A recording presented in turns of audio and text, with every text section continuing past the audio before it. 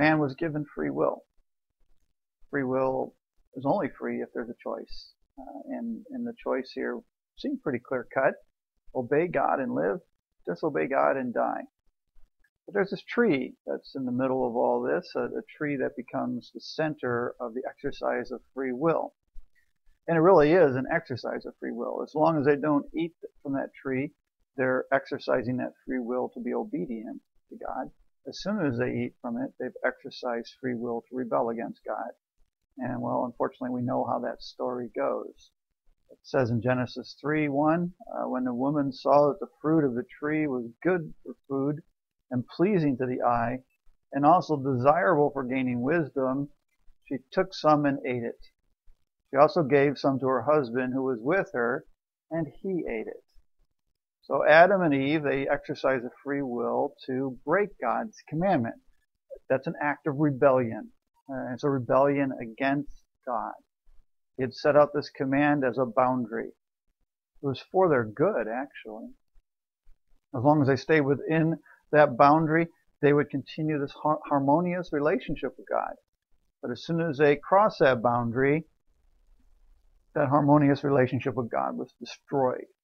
It's not a, shade of gray situation. There are not degrees of relationship with God.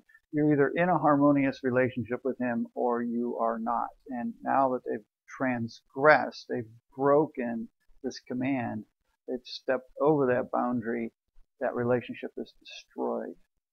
So now rather than having God, in a relationship where He favors them, they have set themselves against God and have called, God to punish them. And He said the punishment for this was death. Now, in a word, we call what they've done sin. And sin is breaking God's command. In this case, He set the command very clearly, but they broke it. They stepped over that line. And that's what sin is. It's transgressing. It's breaking God's command. But why? What caused them to do this? Well, there's another influence at work here. And that influence at work cuts to the real heart of the matter. See, God had given them the whole garden. He'd given them the world. They were stewards over everything He created. He said, except for one thing, I don't want you to eat of this tree that has the knowledge of good and evil. Remember, when God looked at all that He created, He said, it is very good. But God knew there had been a previous rebellion against Him. That rebellion didn't happen on earth. That rebellion happened in heaven. And it happened among the angels. Now, the angels, they're also created beings. God created them at some point during the creation process. And like God, they are immaterial. They don't have bodies, but they're spirits. And angels were created to be ministering spirits, spirits to aid God's great creation on earth, the creation that's in His image, us.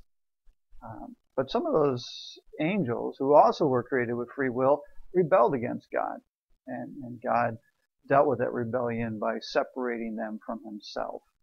And the leader of that rebellion, the angel who took this upon himself to, oppose God, his name is Satan. We also know him by other names, Lucifer, the devil, Beelzebub. But Satan is an angel who rebelled against God, and as a result was, separated from God for eternity. And he, for whatever reason God has, is allowed to continue to exist and function. And his chief aim seems to be to destroy everything that God loves. And since God loves man above all His other creations, Satan has especially targeted man.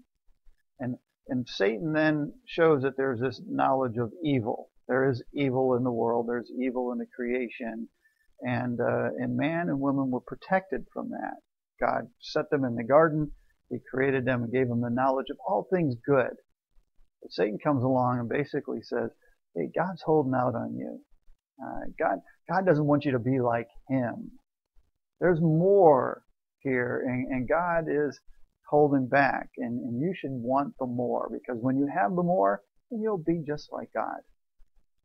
Now we discover, unfortunately too late, that this is a lie. While there is more, the more doesn't make us like God. In fact, it separates us from God. And so this rebellion ushers in a new age. It changes everything in a relationship, because now Adam and Eve no longer simply have the knowledge of all things good. They have the knowledge of good and evil. See, that's what they got for breaking God's command. Nothing good came out of it. Instead, now their whole world is changed. Now there's evil. And we're going to see how that has changed everything, not only in our relationship with God, but in who we are and how life goes.